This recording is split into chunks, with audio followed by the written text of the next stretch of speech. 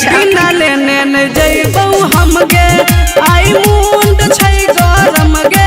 बिना लेने न जइबौ हम गे आई मुंड छै गरम गे बिना लेने न जइबौ हम गे मार खिया भी की रे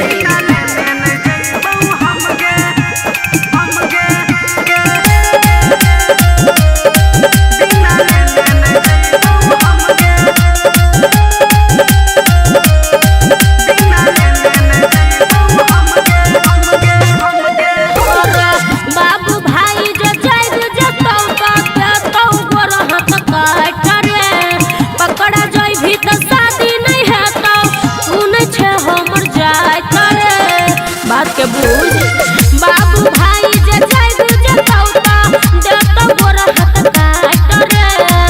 ओते बाला जोरी न करे जे तैसन मन सब फाट रे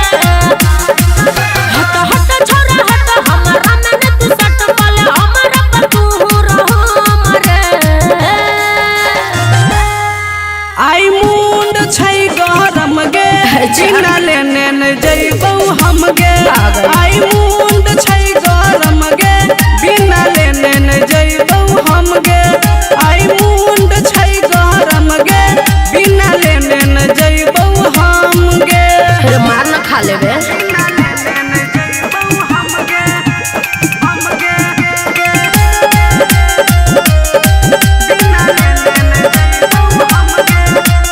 मां शारदा रिकॉर्डिंग स्टूडियो हनुमान चौक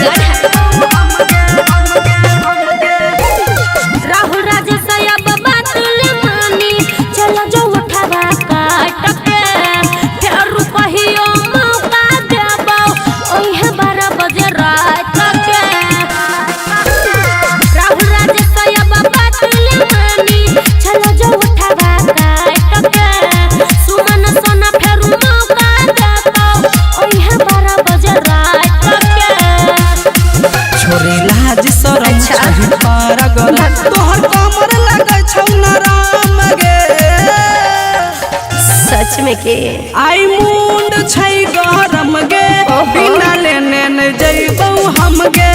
आई मुंड छै गरम गे बिना लेने न जइबौ हम गे आई मुंड छै गरम गे बिना लेने न जइबौ हम गे